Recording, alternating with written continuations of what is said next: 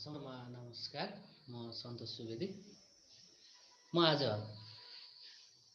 राष्ट्रिय परीक्षा बोर्डले हालसालै सार्वजनिक गरेको कक्षा 12 को अप्सनल इङ्ग्लिसको मोडल क्वेसनको सोल्युसन लिएर पुनः तपाईँहरूको माझमा आइपुगेको छु। मैले योभन्दा अघिल्लो भिडियोमा ग्रुप एमा सोधिने प्रश्नका अथवा मोडल क्वेसनको ग्रुप एमा राखिएका प्रश्नका सम्भावित उत्तरहरू तपाईँहरूको माझमा लिएर आएको थिएँ। अहिलेको क्रममा म ग्रुप बी अन्तर्गत ग्रुप बी र सीमा सोधिने अथवा मोडल क्वेसनमा राखिएका प्रश्नका सम्भावित उत्तरहरू लिएर आएको छु। मलाई आशा छ यो भिडियोले कक्षा 12 को परीक्षाको तयारीमा रहेका विशेषतः मेजर इङ्ग्लिस अप्सनल इङ्ग्लिस सब्जेक्टको प्रिपेरेसनमा रहेका विद्यार्थी भाइ बहिनीहरूलाई सहयोग पुग्नेछ। यस्तै अरू भिडियोहरूको लागि कृपया मेरो YouTube channel Santosh Subedi subscribe गर्नुहोला। साथै आवश्यक सल्लाह सुझाव दिन पनि नबिर्सनुहोला। Let's go through the question. Okay. How does Maurya bear the series of tragic happenings to her family? How does she console herself at the end? This question is taken from the Riders to the Sea. Let's go to the answer. This short play is about the calamities inflicted by the sea on a family of fishermen on an island to the west of Ireland. Riders to the Sea is written by J.M. Singe. It portrays the hardships and suffering of Maurya, who lives in the Aran Island. The whole play is a drama of her sorrows. We are tossed by her troubles because we feel that she is a living person. In her life, miseries had piled up one over the other. But these sorrows do not shatter her personality. She has a tremendous power of endurance. We admire her for her courage in the face of the worst disaster which can happen to a mother. Misfortunes do not break down her spirit. She is calm in difficulties too. When the play opens, we find that Maurya is in deep mourning for her fifth son, Michael, who was drowned in the sea 9 days back. All her life, she has been watching the moods of the sea and crying and praying. She has suffered one disaster after another. According to the question, we were asked, how does Maurya bear the series of tragic happenings? It means in her life, she has lost all of her male member in her family. Her husband and other sons were lost in the sea.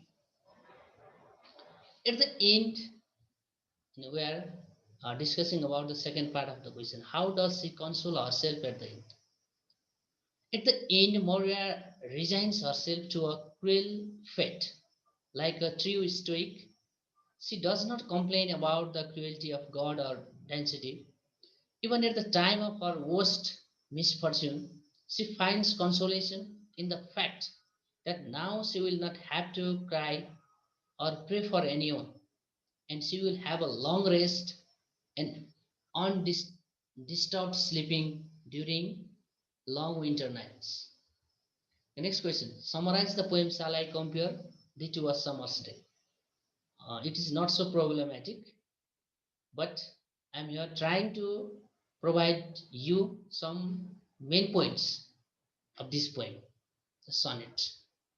Shall I Compare Thee to a Summer's Day is a sonnet which is one of the best known of the 154 sonnets written by the English playwright and poet William Shakespeare.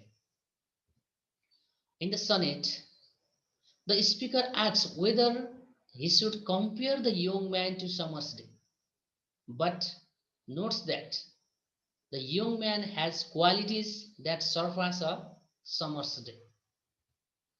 Shakespeare uses this sonnet to praise his beloved's beauty and describe all the ways in which their beauty is preferable to a summer's day. The stability of love and its power to immortalize someone is the overarching theme of this poem. This is a love poem.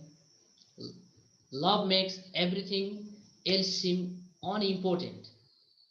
Even very beautiful things like summer's day or flowers are not as beautiful as the person that is loved. Shakespeare begins his poem, Shall I Compare Thee to a Summer's Day, by asking his dear love if he should compare her with a summer's day.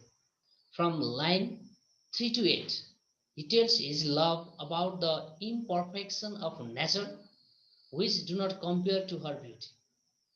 These are the imperfections. The wind are rough and unloving as they shake the darling buds of May. The summers day are not eternal. The sun sometimes is too hot. It does not keep a steady pleasant temperature. The sun's complexions often dark or dimmed, and every beauty in the world sometimes declines because nothing is forever. In line 9 and 10, he wishes her eternal beauty. He does not want her to lose her beauty. In line 11, he wishes her eternal life. He does not want death to take her away. In the last lines, he says that the only way one is remembered is through the printed word which will last forever. As long as there are humans to breathe, to see, to live, she will grow old. His love will grow old with the printed word. The next question. What type of character was Maurya? It is quite related with the first questions of our today's discussion. Let's go through the points. Okay, Maurya is the principal character in Shinje's play Riders to the Sea. The whole play is a drama of her sorrows. We are tossed by her troubles because we feel that she is a living person. In her life, miseries had piled up one over the other.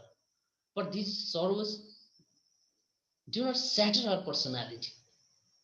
She has a tremendous power of endurance. We admire her for her courage in the face of the worst disaster which can happen to a mother.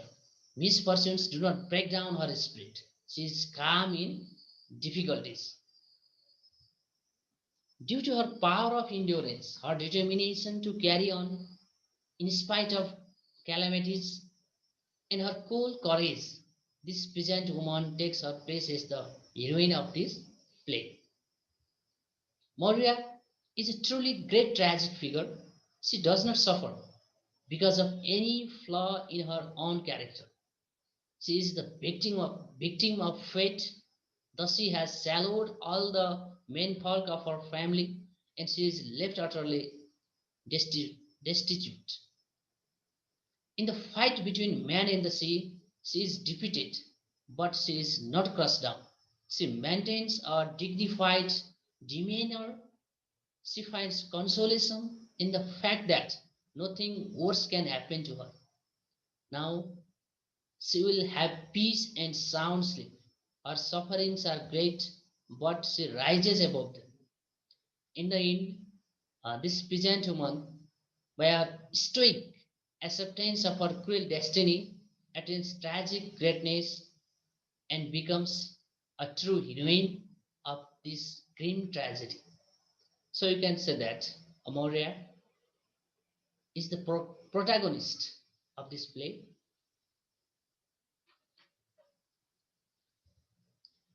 The next question. What is marriage means in Lomov's opinion? It is taken from marriage proposal.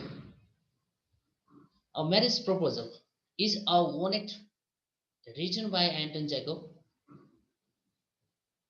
It is a fast-paced play of dialogue-based action and situational humor. Lomov, one of the character of this play, a man of 35 wanted to marry. He thought Natalia was good at farm work and she was not bad looking. So, यहाँ mistake भएछ सो भन्नुमा AC भएको रहेछ विद्यार्थी भाइ बहिनीहरूले सच्याएर बुझ्नु होला He came to the house of Chubukov one evening to propose Natalia because he has passed a critical stage of marriage because he is in his 35 years. He knows He now knows that if he will search for an ideal woman or true love, he will never marry. He wants to lead a steady and regular life. It is his opinion. According to him, marriage is a way to lead a steady life. In this way, we can write the answer of this question. And the next question, explain the paradox, the sound of silence. It has been taken from Generation. The poem The Sound of Silence by Paul Simon is a paradoxical poem. The title of this poem seems to be a paradoxical line. It's the statement had created a situation which seems impossible but had its own meaning. Here the statement, the sound of silence had created a situation which is difficult to understand, but studying its depth, we can get a deep meaning of it. The sound of silence is a paradoxical line. It seems very wrong. It is totally impossible. The sound always comes from noisy, crowded places. The silence doesn't produce any kind of sounds. But while we go through the depth of this line, we can understand that yes, the sound can be produced the silence. Such produced sounds are good and encouraging vibes that can lead to change the life of the people. One can be heard the sound through the silence only by his or her care of the heart. So sound can be spoken through the heart and can be heard from the depth of the heart as well. Hence, the sound of silence is paradoxical phrases, but had a very strong meaning of its own. And another questions from Generation. Explain with reference to the context. When I am dead, dot Cypress tree.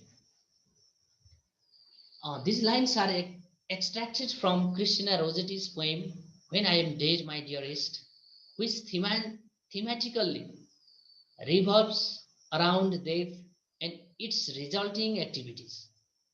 It carries the theme of death, mourning, life, pain, attachment, etc. Let's see how the poet views specific themes through her poem When I Am Dead, My Dearest. Through those lines, the speaker says, When I am dead, my dearest, sing no sad song for me. She is imagining her impending death. Since Rossetti was not married throughout her lifetime, we cannot expect her dearest to be her wife. Instead, she might be referring to everyone who loved her. She does not want her dearest to sing sad songs for her because she thinks it only makes them weak. To be precise, she does not want an emotional farewell from her family and other loved ones. And above that, she also wishes not to ruin the moments of others' lives by letting them mourn her death. In this way, you can write the answer. Good luck, विद्यार्थी भाइ बहिनीहरू.